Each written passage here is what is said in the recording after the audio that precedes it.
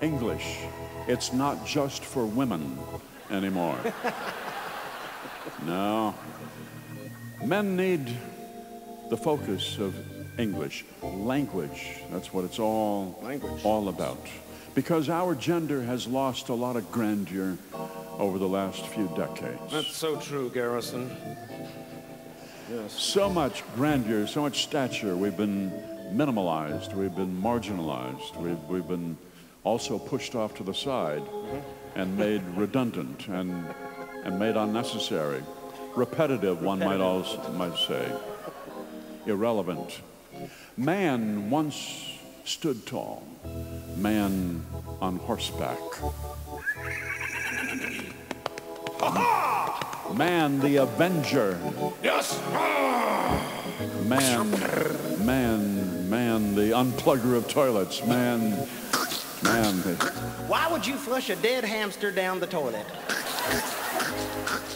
Man the maker of music.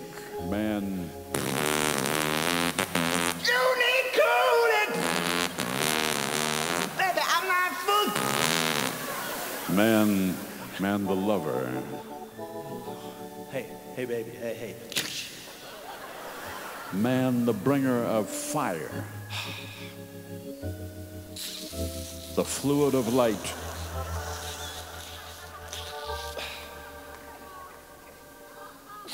More fluid of light.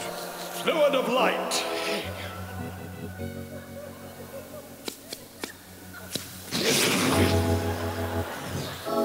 My eyebrows. Do I still have my eyebrows? They'll grow back better than ever. Man, the bringer of red meat. The provider. He lays it down on the grill. No ordinary rib roast. This is the haunch of a gazelle. Oh, gazelle, kids.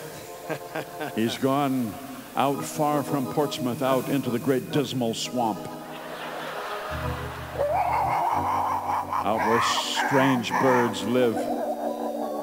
Big elephants, aged elephants. Water buffalo.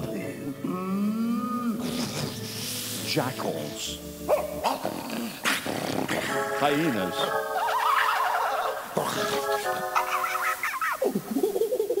Giraffes.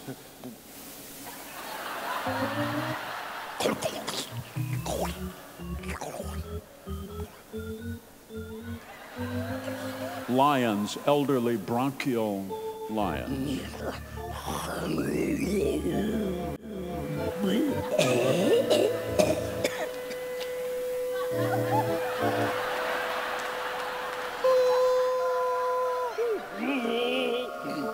The mating call of a great green heron.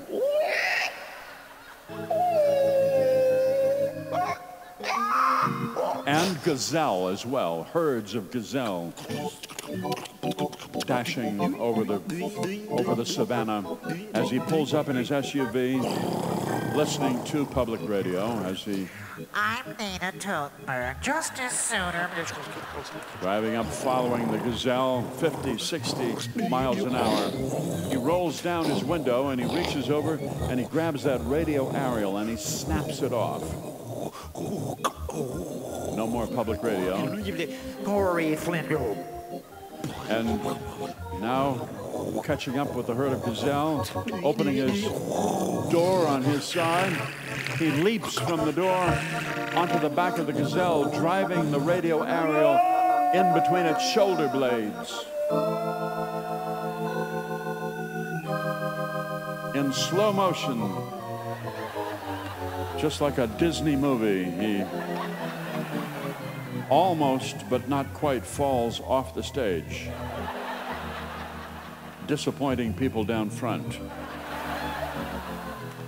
Bringing the dead gazelle over his shoulders, he carries it back to his genteel neighborhood in Portsmouth, down the alleys, into the garage, where he skins it. He hangs it up and he skins it, moves that, and the entrails have to come out too.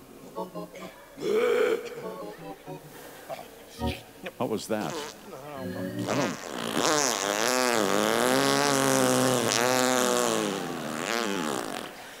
He carves the meat, pulls out the intestines to save for later, and he grabs that haunch and puts it over his shoulder and carries it back to the grill and sets it down. Man, the bringer of red meat. Woman, the asker of questions, stands by him and asks, "Are you sure you know what you're doing?" And then she asks the question that strikes fear into the heart of the American man. Do you notice something different about me?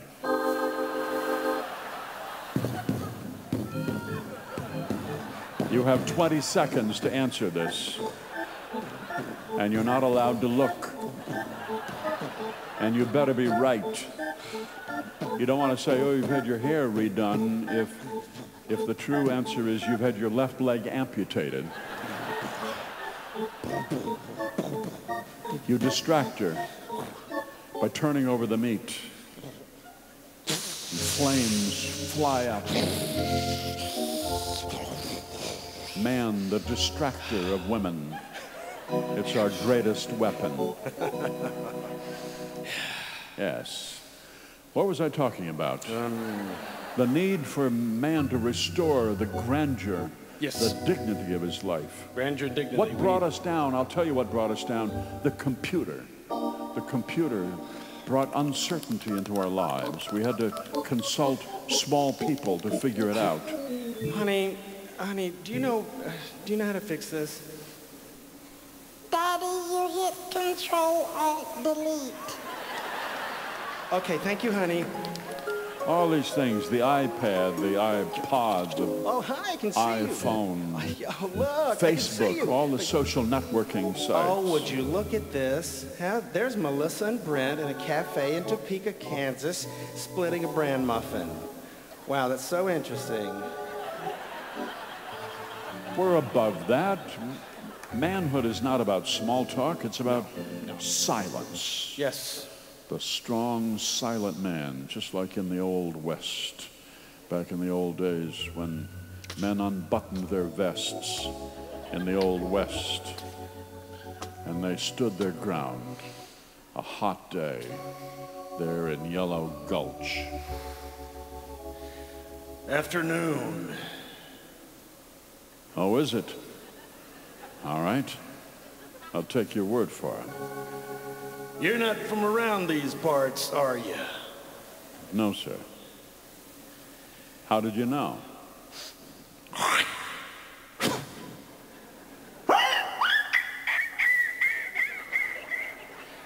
Well, I saw you riding into town, and I said to myself, that fellow's not from this area.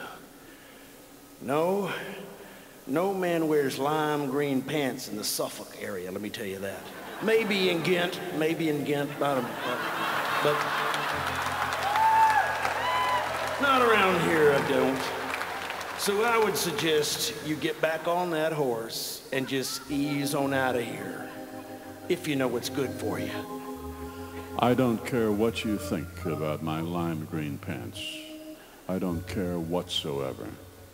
What do you have to say about it? Well, I have very little to say myself, but I hear whispering of Mr. Samuel Colt in my right hand. And he has something to say. That gun doesn't appear to be loaded. Oh, really?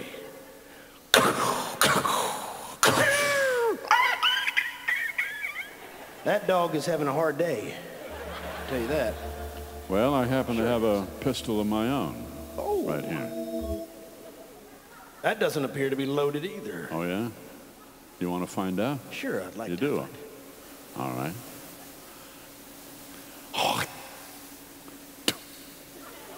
Oh! What was that, a flamingo? No. It's an older dog. All right. Okay? So far, so good. What was... Well, you missed your microphone up there.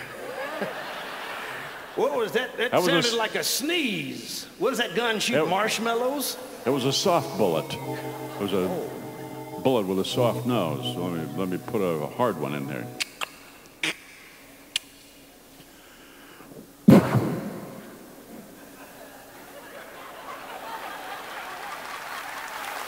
You got friends over there in the bushes is what that sounds like. Well, that's pretty convincing. All right, good. Welcome to Portsmouth. Thank you. Yeah. Think I'll stay a while. Well, that'd be all right to have you around here. Are you? Yeah. What kind of work do you do? I'm a writer. Writer? I write, yes. Well, what kind of writing you do? I wrote this that we're doing right now. I wrote this. You mean what I'm saying right now? Right, exactly. I You wrote wrote those that? words. I did, yeah.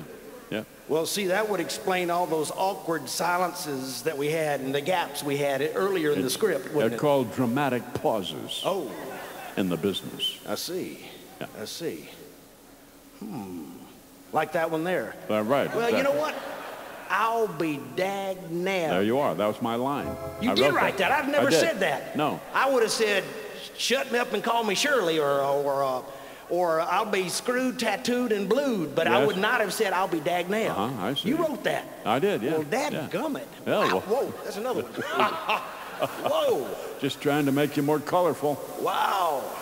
Well, my hat's off to you, Mr. Wordman. Thank you.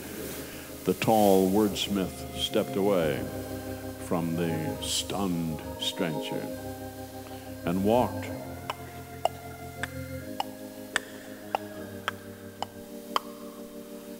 along the concrete sidewalk Maybe with a peg leg, too.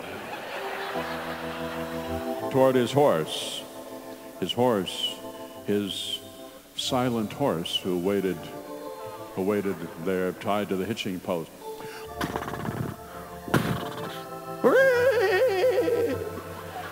With some gastric disturbances, I can tell. He climbed aboard the horse. Yeah.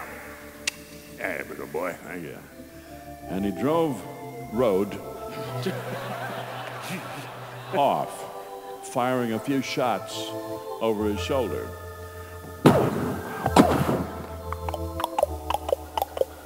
Into the setting sun. Towards the sea, I must go down to the sea again, to the sea and the ships. And all I ask is a tall ship with a loud horn to sail. Excuse me, who was that stranger that rode off into the sea over there? That, ma'am, was an English major. A word from the professional organization of English majors, Mr. Fred Newman.